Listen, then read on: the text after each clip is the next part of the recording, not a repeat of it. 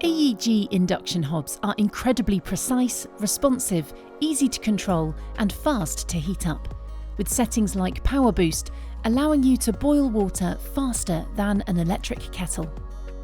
However, the superior temperature controls also allow it to be incredibly gentle, giving you the flexibility to create delicate recipes that require low and even temperatures. To set the power level on a model with slide controls, simply put your cookware in position, turn on the hob, and slide the controls for your selected zone. This model has power levels from 1 to 9, with 1 being the lowest temperature and 9 the highest, but some models have power levels from 1 to 14. You can activate Power Boost by pressing the P icon next to your required cooking zone.